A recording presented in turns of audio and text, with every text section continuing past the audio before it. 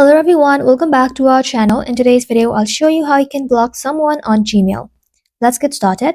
So for that, first of all, you have to open up your mail application in your mobile device. And inside here, find the email from the person you want to block. Now simply tap onto it and now tap on their name. Inside here, simply select View Contact Card. Scroll below, then tap on Block This Contact. This will stop them from sending you messages through Mail app. But if you want to block them directly in Gmail, head back to your home screen, open up a web browser like Safari or Google, and then inside here search for gmail.com and then sign in if needed. So once signed in, here is the trick.